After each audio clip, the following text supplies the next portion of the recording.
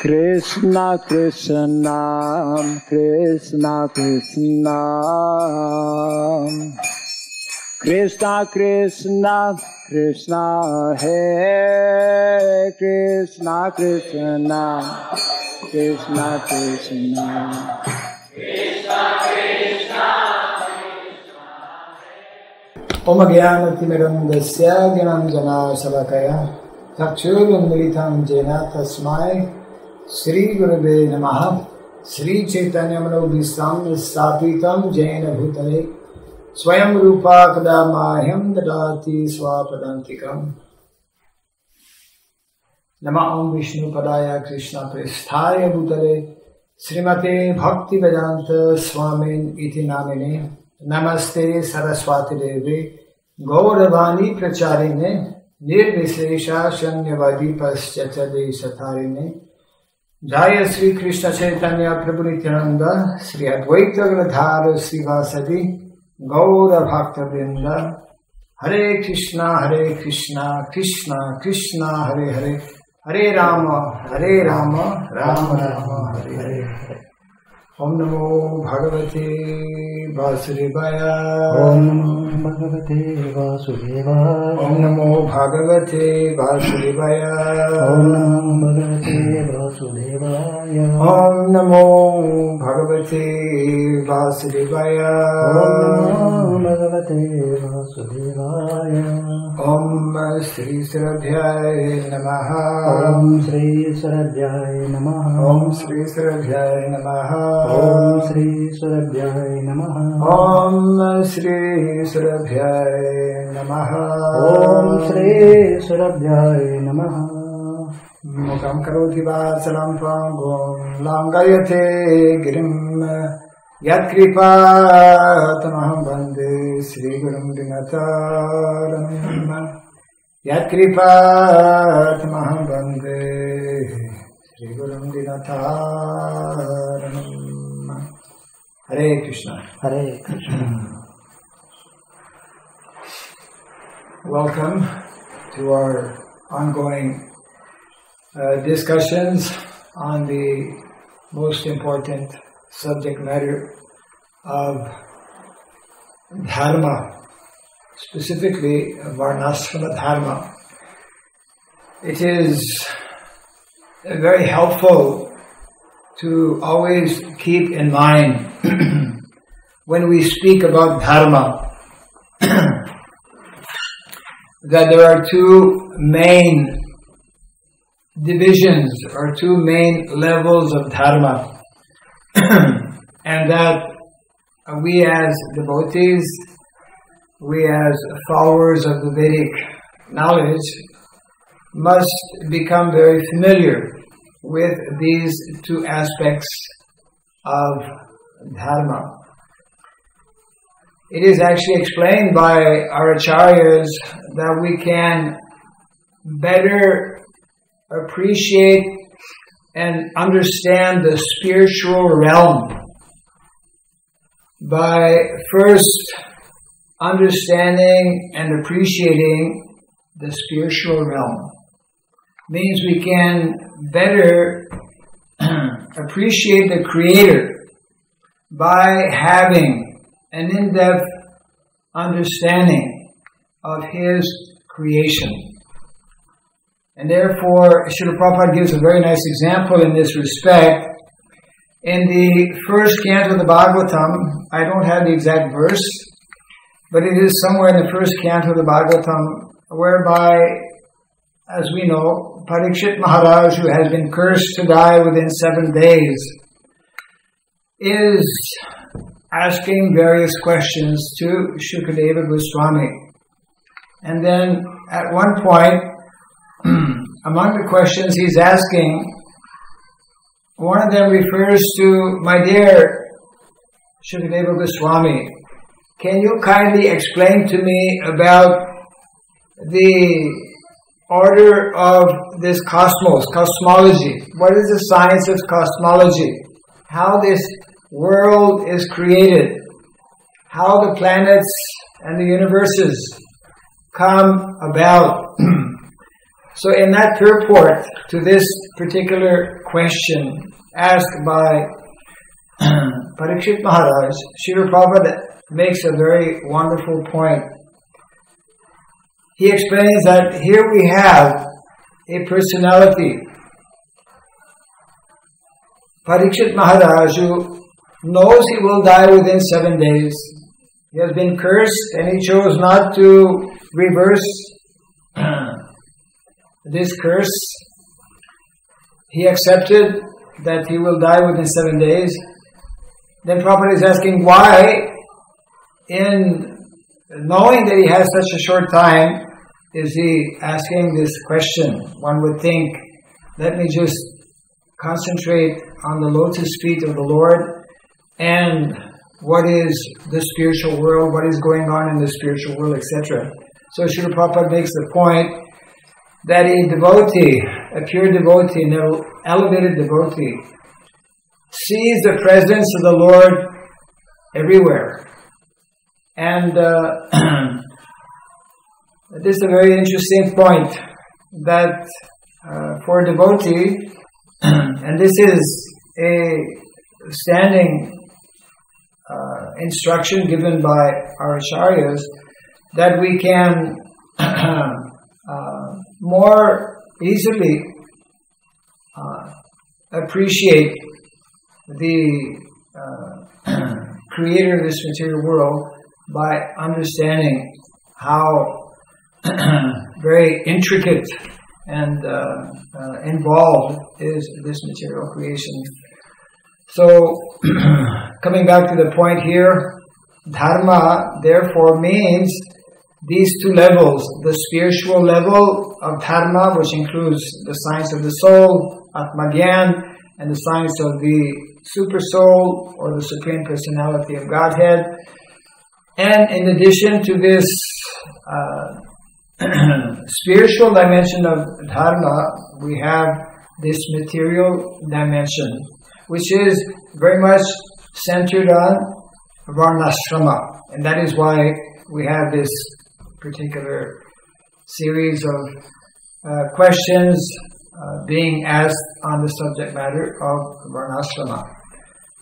The more we understand how very scientifically the Lord has created and established, and when we go deep into the reasons why we speak about such a simple thing as cow economy, there's a whole philosophy. There's a whole philosophy, very deep philosophy, very involved philosophy, which demands, once we understand this philosophy, a change of lifestyle. A lifestyle that will actually be in harmony with that philosophy. Just like when Prabhupada says, first is food. Well, ordinary way of thinking is, yeah, that's wonderful. Where's the food? That's a very shallow understanding of what Srila Prabhupada means when he very often explains first is food. By first is food, there's a whole very intricate meaning and understanding behind that. And it has to do with our first priority, our first necessity in life is to arrange our situation so that the basic necessities, beginning with food, are met. A hungry person, one who is overly distressed due to not being able to meet the basic needs and necessities of life, will not be a very good listener. He will not be able to hear the philosophy. His preoccupation, his focus is on very basic needs which are not being met. Of course, we induce or encourage everyone to chant the holy name, to practice Krishna consciousness, but there's a whole understanding, and it's also very, very scientific, and therefore anything that is scientific means there is a certain depth and a lot of things involved as well. We will go to our reading. Just maybe one or two small things before that. We have, in addition to, in connection actually with the Varnashrama College online initiative that we have been talking about, and for which we are preparing the official inauguration on the 15th of May, which is coming very fast. We have started a Facebook by the name of Varnashrama College Network. We've also, in addition to that, started our own channel on Telegram with the same name, Varnashrama College Network. Today I sent a message to the members of our group. Global Varnashrama Mission is one of the groups we have on WhatsApp.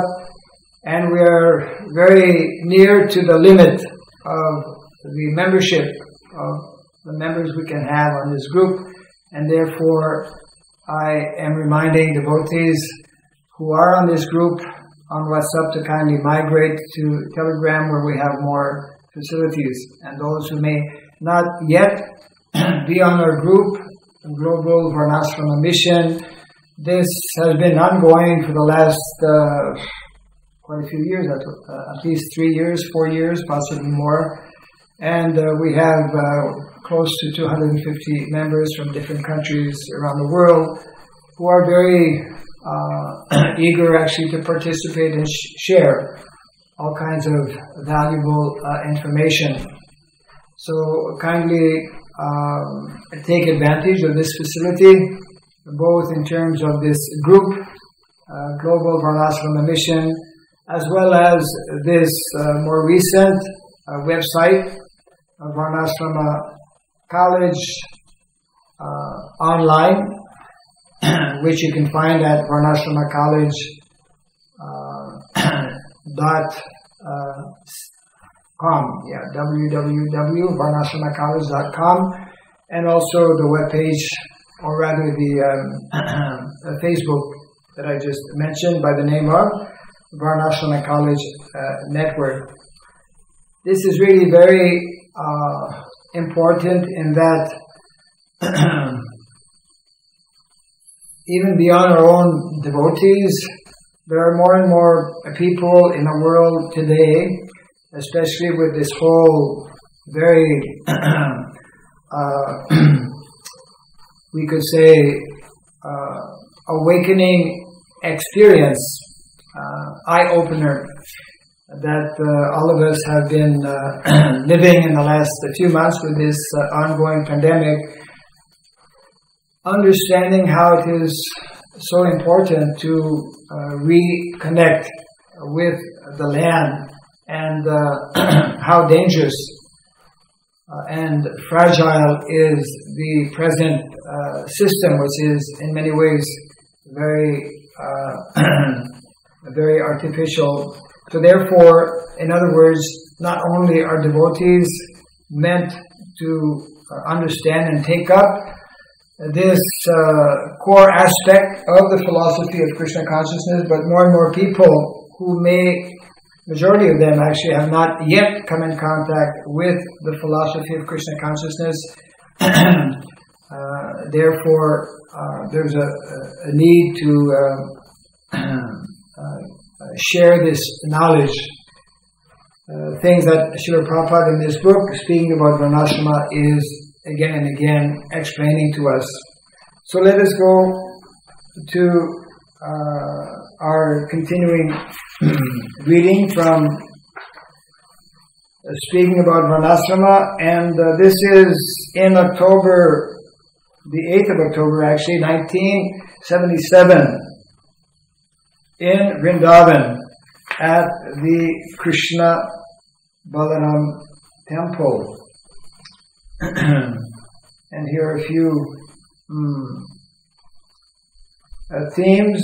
The title, actually this is chapter 41. I wanted to introduce this. Live simply, grow your own food, produce your own cloth. Varnasrama spreads and sustains Krishna consciousness. Do it. No social chain, no social scheme can be successful unless Varnasrama is introduced. So let us go directly to the discussion. Actually, it's a short exchange here between Srila Prabhupada and Hansadutta. Hansadutta, one of the early disciples of Srila Prabhupada, who actually just passed away just very recently. So Srila Prabhupada begins, no luxuries, live very simple life. We still don't know actually what is simple life.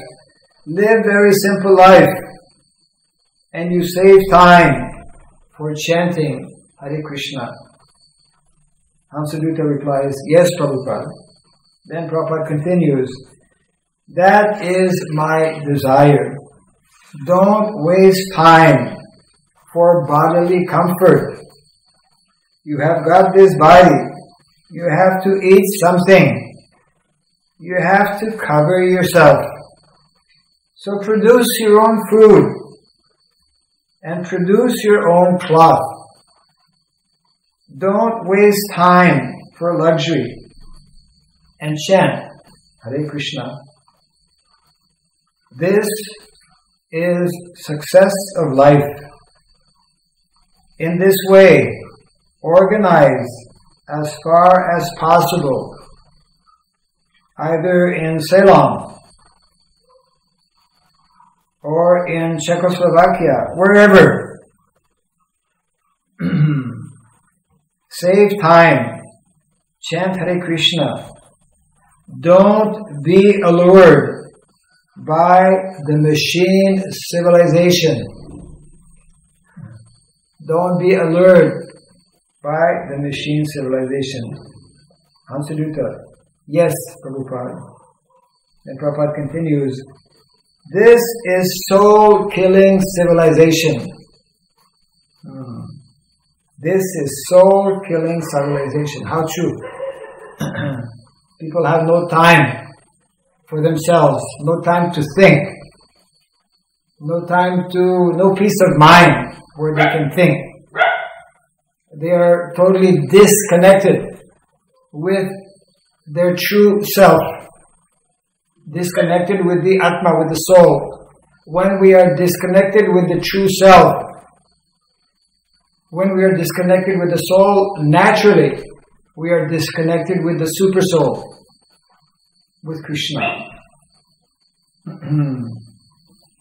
This is soul-killing civilization. This kind of way of life, especially European countries, Western countries. Western countries means America, Europe. Anywhere you can inhabit it. It is not very difficult. A cottage. You can produce your own food anywhere. Am I right? Hansadutta, yes, Prabhupada. We will do it. Prabhupada. And money. Spend for Krishna. For Krishna's palace. For Krishna's temple. For Krishna's worship. Gorgeous. As gorgeously as, not for false. This is the human civilization.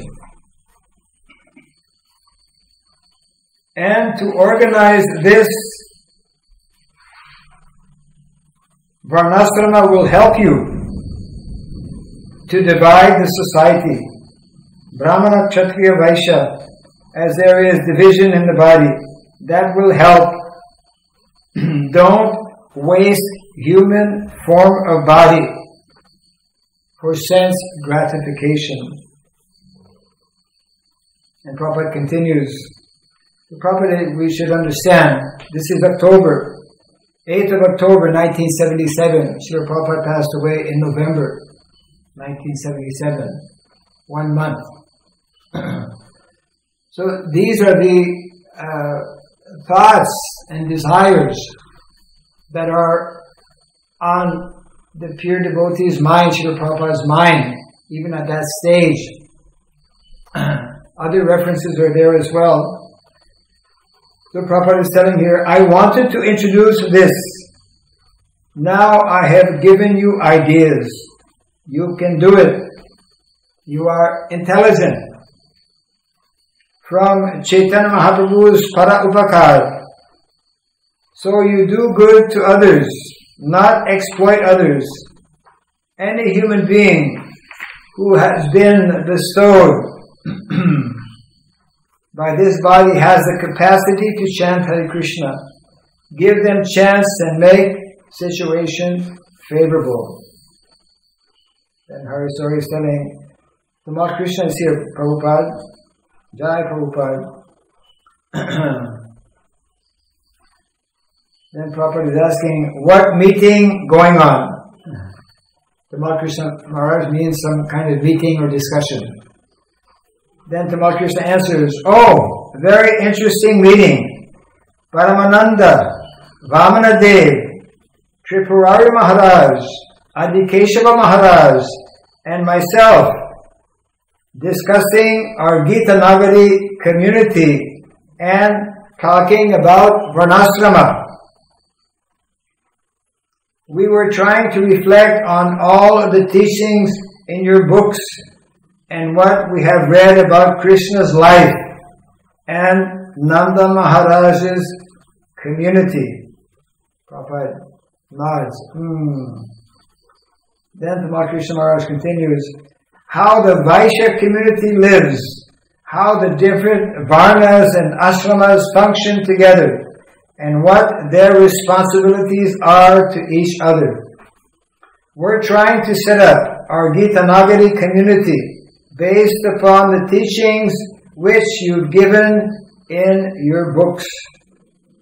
It is very enlivening and stimulating meeting. Dhristadyumna Maharaj will be coming tomorrow with his brother, and he has designed a very ideal plan for all of the Varnas and Ashramas to live together. And then Prabhupada answers, do it. Do it.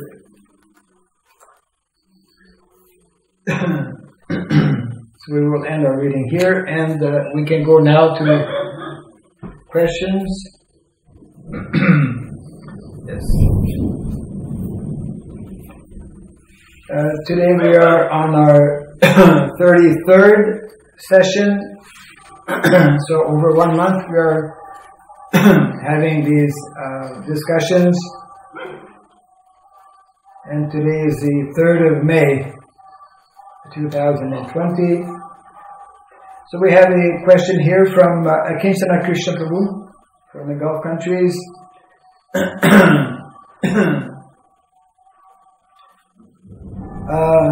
Dear Maharaj, the following statement by Srila Prabhupada resonates so aptly with the current situation we see in the world today.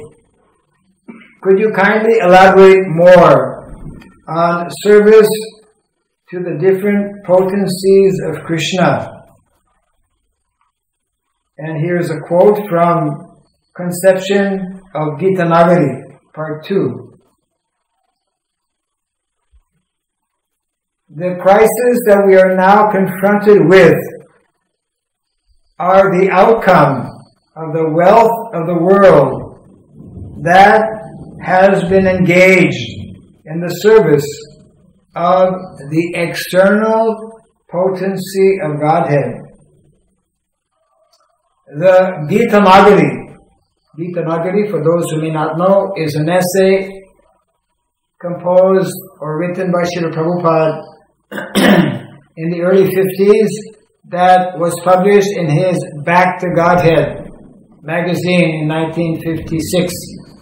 And the core message actually of Gita Nagari, of the essay Gita Nagari, appeared in a letter written by Srila Prabhupada to Dr. Patel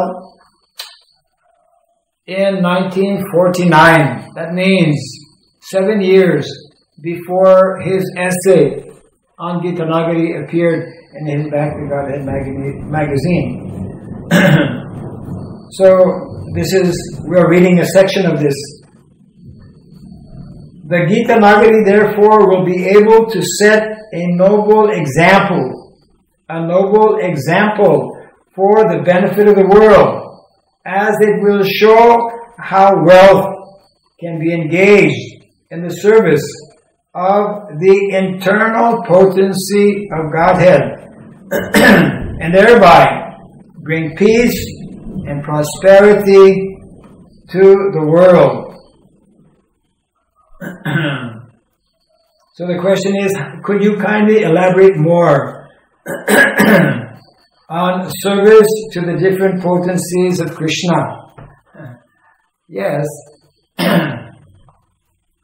We know that there are 3 energies or potencies of the Lord described in our Shastra as Bahiranga Shakti, external energy of the Lord, which is being referred to here.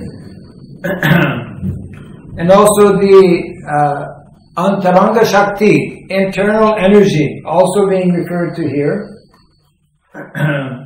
And there is this third energy, Tatastha Shakti.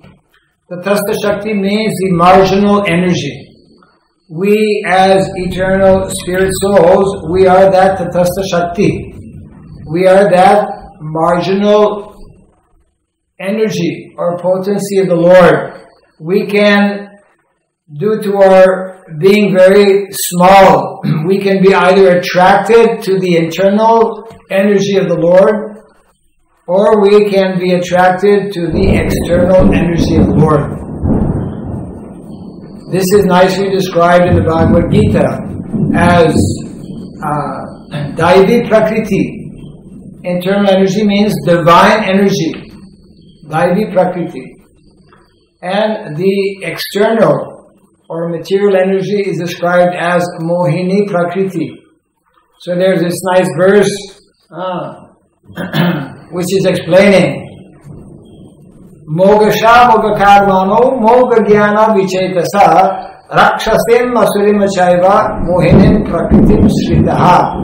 When we take shelter of the external energy, and this is what Srila Prabhupada is referring to, the calamities and the crisis we are experiencing. I mean, Prabhupada was referring to that, was saying that because we've been in crisis, actually, since the days of the Industrial Revolution. Our crisis has simply increased in this modern day society because of this major deviation. What is that major deviation? Giving all of our energy, putting all of our wealth and our time and our energy in this external energy and building up a false world, a world of illusion, falsely thinking that we can be happy by all of these wonderful facilities and commodities. As Prabhupada was also referring to, we read just a few minutes ago. Make your life simple. So therefore, the whole idea about Varnashrama is to utilize our time, utilize our energy, utilize our resources, whatever has been God-given, rather than utilize that in the external energy or for external, temporary purposes. Utilize all of that for the pleasure of Krishna, for developing our Krishna consciousness. And Prabhupada was explaining, and it is being explained here again, that we can best do that when we follow the principles laid down by the Lord Himself within this system of Varna and Ashrama.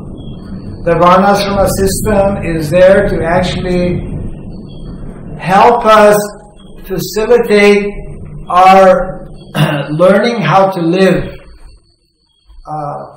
a more simplified lifestyle meeting our basic necessities of life. Prabhupada would explain, for example, in the 7th canto of the Bhagavatam, this was a special instruction I could understand to the householders. You try to find some employment, even if it is paying less money. You try to find some engagement, some profession, some activity where you can meet your basic necessities of life, and in this way have more quality time for chanting the holy name, for practicing Krishna consciousness, for advancing in devotional service.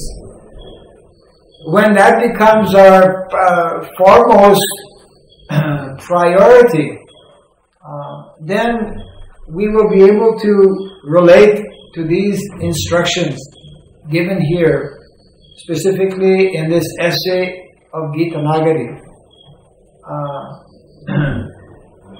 Instead of, just like in the Vedic culture, the Vedic kings, there was one main building or two main buildings that were generally very opulent. And we can still see this in a place like Cambodia. There were two main structures, and it was not necessary to have more. The two main structures that were especially opulent, number one was the temple.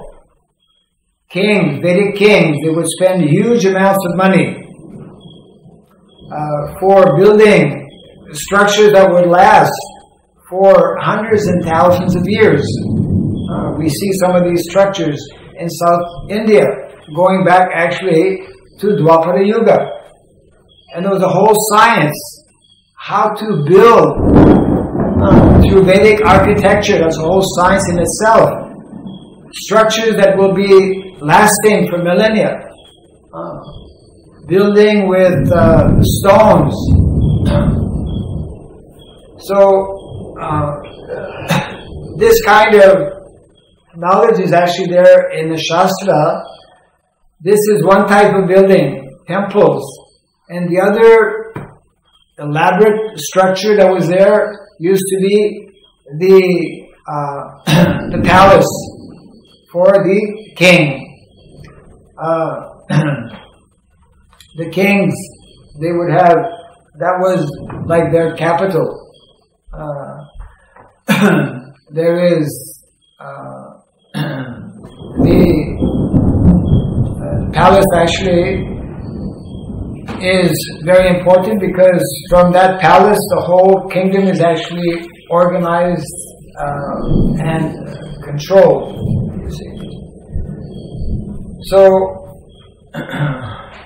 our Vedic kings, our Vedic monarchs, because they had received proper training and education in this knowledge of simple living and high thinking, because the Vedic kings, every day, they would be practicing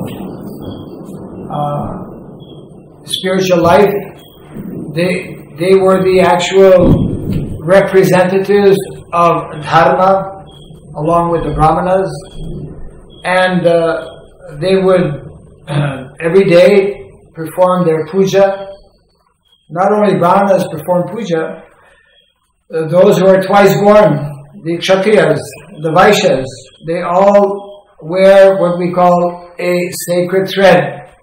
This sacred thread means that they are practicing the basic principles of Dharma, and because of their knowledge and realization about Dharma, they endeavor to actually direct, they organize the whole of society to encourage and facilitate the members of their kingdom to also take up and practice these principles of Dharma. When such a focus is there, then there can be real peace, prosperity, and opulence. in a country or in a nation. And that is the fundamental problem, which is being explained in this quote from the Gita Nagari. And that is why, just concluding on this point here, that is why we as devotees and we as a society must create such kind of models, very important, very often repeated and stressed by Srila Prabhupada. We must create, we must convince our own devotees. So far we've not been able to convince our own devotees. And that is, practically speaking, shameful. We've not been able to convince our own devotees to live in this simplified lifestyle and to depend on Krishna. There's a whole preparation, naturally, that needs to be there. But this was, as we are reading, in October 1977, Srila Prabhupada was speaking about these things. Do it! Do it!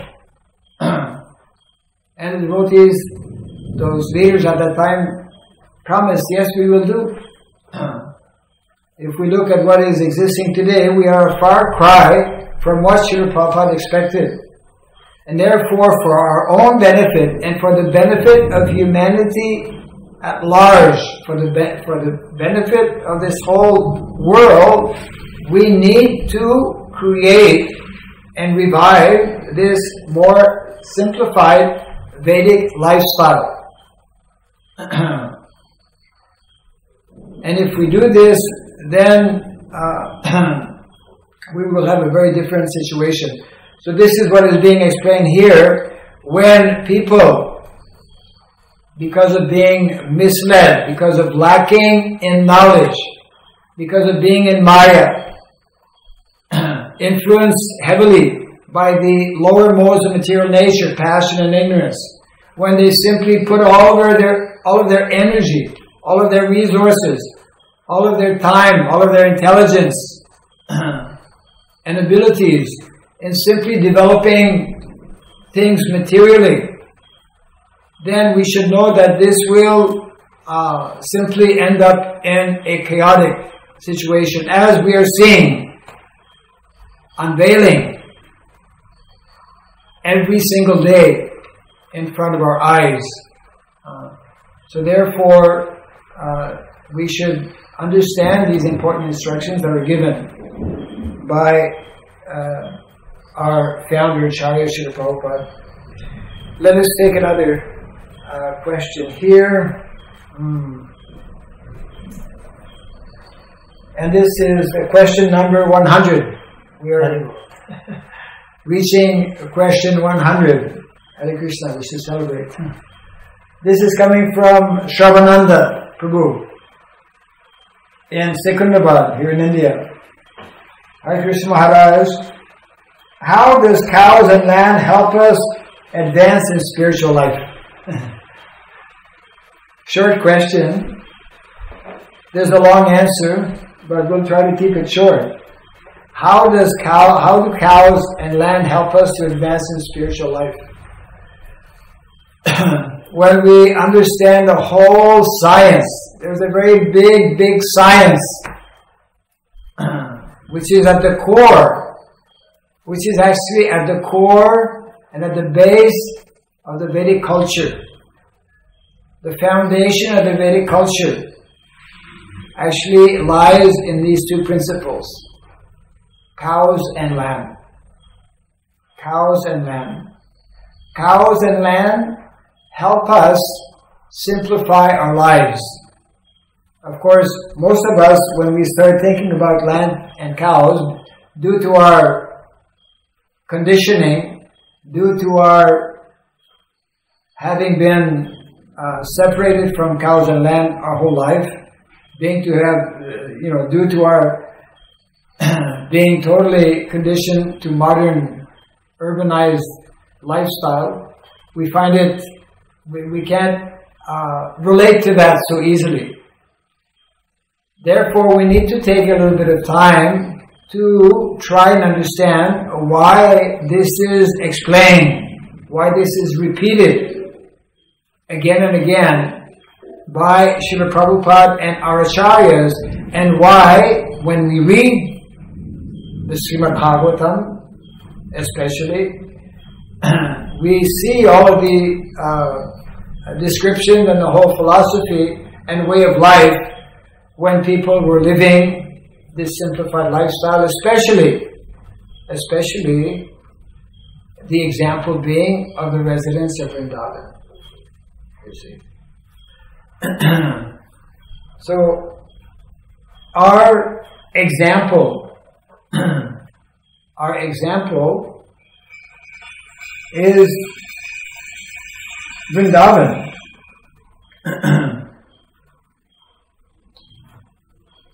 Cows and land was the focus of the residents of Vrindavan.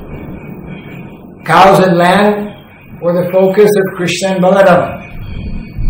Balaram is holding a plow that represents agriculture, and Krishna is holding a flute that represents the cows.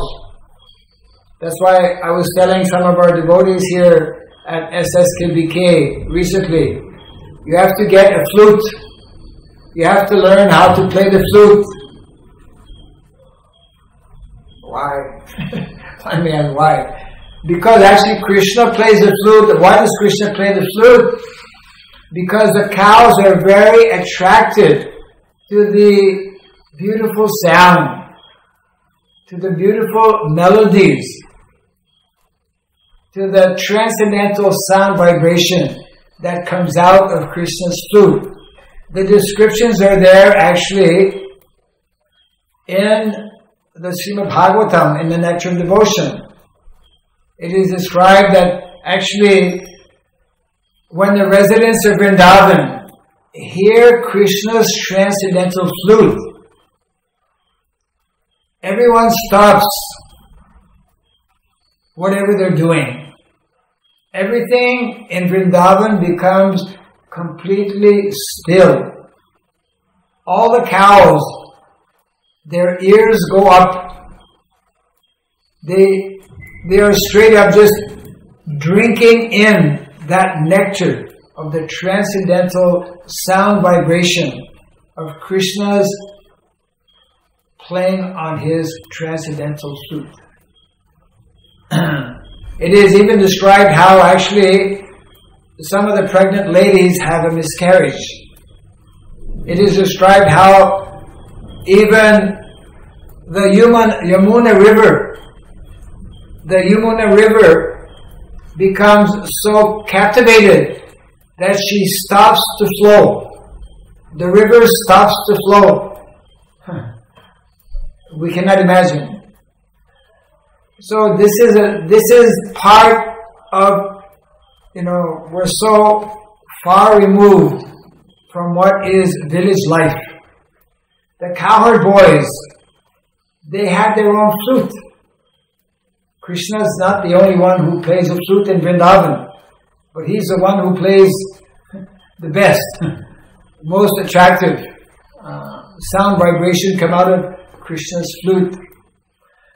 So, the flute, the sound of the flute, is one of the ways in which to make the cows happy, to please the cows. And this is nicely explained. Society will become peaceful and happy if we learn the art and the science of pleasing the cows, of spending time with the cows. The cowherd boys, Krishna, and all of the cowherd boys in Vrindavan, they spend their whole day, not just half an hour or 1 hour. They go from morning. They take their lunch. The parents of all the cowherd boys and Mother Yashoda and Mother Rohini, they pack a lunch for Krishna and Balaram, and they go out all day. They don't come back. They come back in the late afternoon. So in this way, they develop a relationship with the cows. Living in the village means actually, is based on relationship. If we cannot develop relationship with cows, if we cannot develop a relationship with nature, how we will develop a relationship with Krishna? If we cannot properly develop relationship with other devotees or Vaishnavas, if we cannot develop a relationship with Guru, how we will develop a relationship with Krishna? So Varnashrama is giving us that, when you're sitting in front of a computer, when you're dealing with machines all the time, what kind of relationship can you develop with a machine? You can't. We are meant to be surrounded by living entities, such as cows especially, and other living entities, and Mother Earth, and all of the production, all of the produce. Mother Earth is able to produce unlimitedly. She responds, actually, according to how we reciprocate with Mother Nature. She responds as a mother also responds to a child, isn't it? Just a few days ago, Rameshwar Prabhu and myself, just spontaneously, because I had to do a short interview in the context of our Varnashram college, I said, listen, we have to do shooting. We took a chair immediately. We went. Rameshwar Prabhu chose a very good spot. The tree in where the cows are. Actually, one of the plots. Our land here is divided into 6 plots, and the cows rotate in these different plots. We have to improve on that. But anyways, they were in the plot number 5, and in plot number 5, there's only one main tree. And it was around noontime, maybe late morning. So it's getting quite warm. And the cows, actually they were not cows, they were bulls. So we have the bulls in one plot, and then we have the cows separated, naturally. So anyways, from a distance I could see, as we were walking, that maybe 10, 15 bulls were sitting under this tree, in the shade. So we just walked up there, put the chair, I sat on the chair, they didn't say anything, they didn't, one or two of them got up and curious to know, but we just, in a very natural way, just imagine if a cow herd sits down under that tree, with nothing else to do than to be with the cows, with nothing else to do than to develop a loving relationship with the cows, with nothing else to do than to play for the pleasure of their cows on his flute.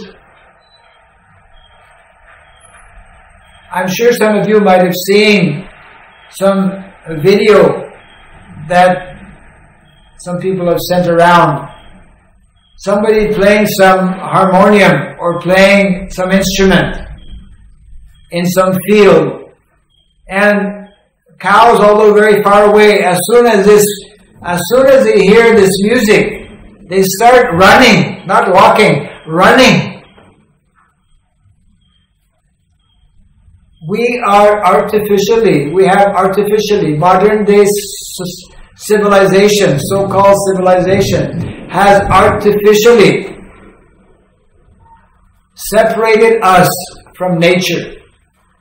Modern day civilization has separated us from material nature, has separated us from our own spiritual nature as well. And it all begins actually with cows and land.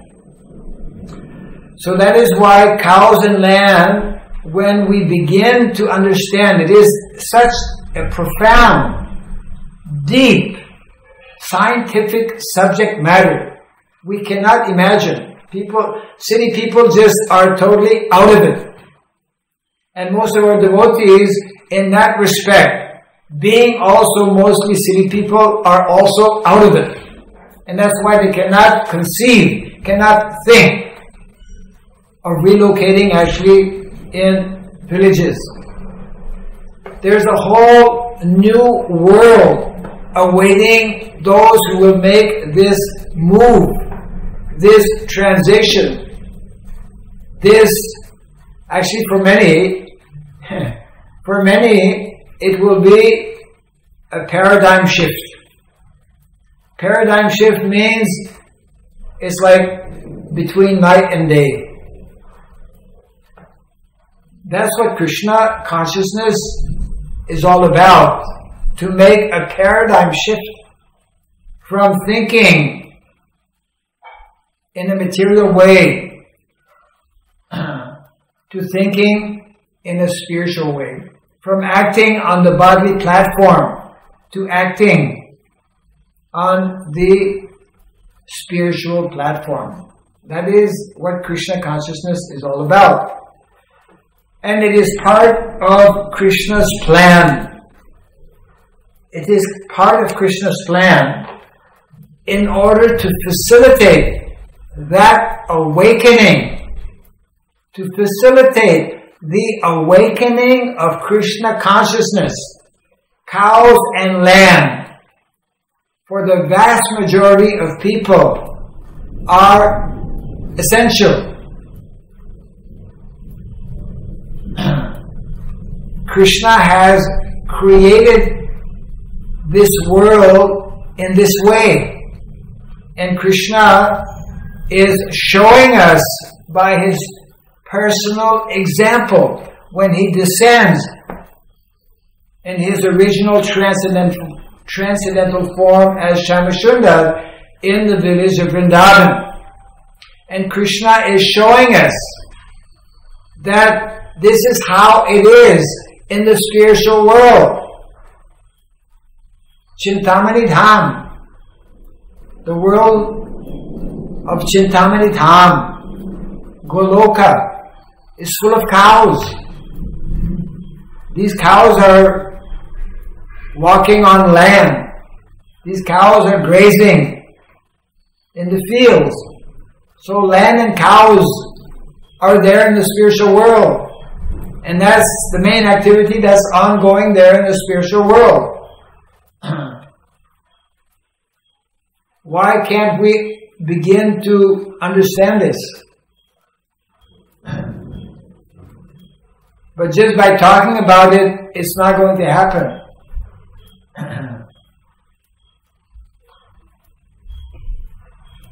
Armchair philosophy.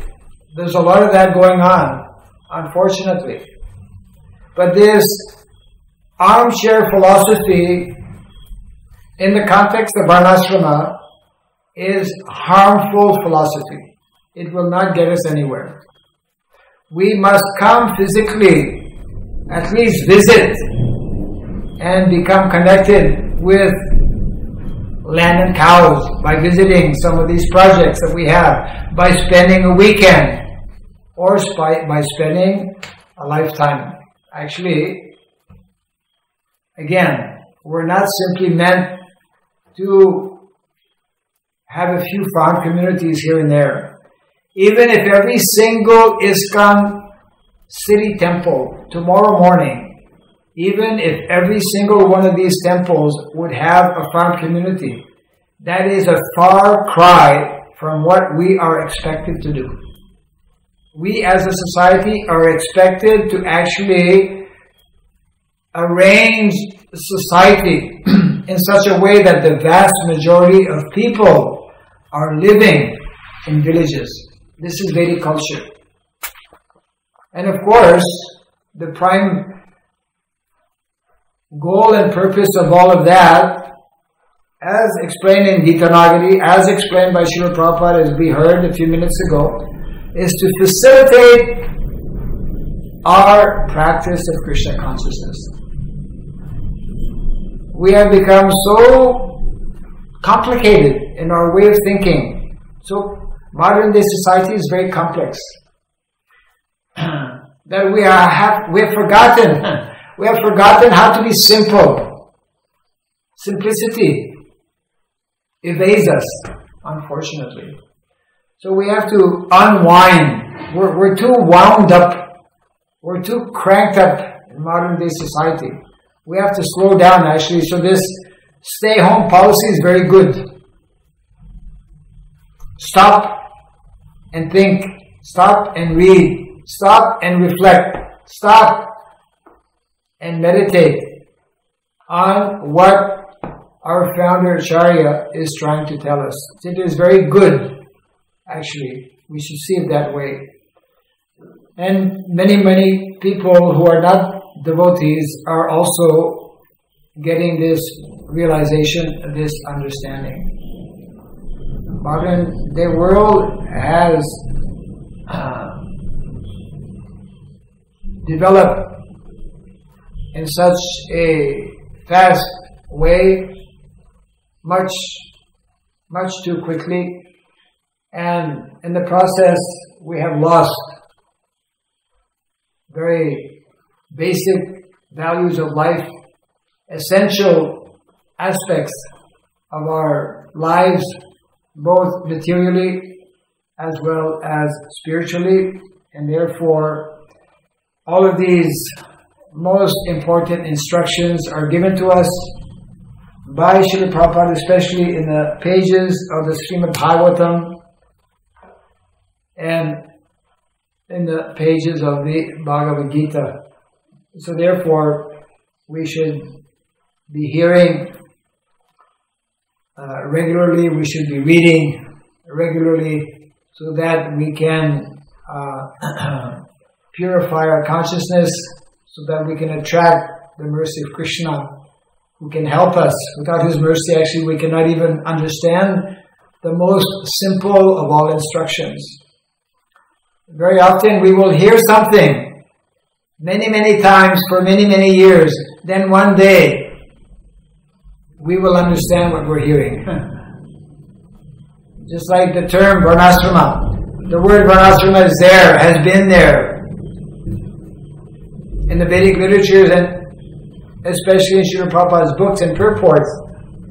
And so many of us have been reading, but so few really understand what is the actual significance or meaning of all of this. We have to close again today. Please do visit our main website in connection with this Varnashram College online at www.varnashramacollege.com. We invite those who are interested to become teachers to register online, and within a few days, on the 8th, which is coming up actually on Friday, on the 8th of May, we will open up registration actually for students, and we have selected our director for admissions, Vishnurata Prabhu, and we hope to see many devotees register. We will be announcing the courses within 1 or 2 days that will first be offered. One course from each of the 5 faculties. That means one course from the faculty of philosophy, one course from the faculty of education, one course from the faculty of politics or governance, one course from the faculty of economics, and last, one course from the faculty of traditional technologies. Thank you all very much. Hare Krishna, Krishna Krishna, Hare Hare, Hare Rama, Rama Rama, Hare Hare.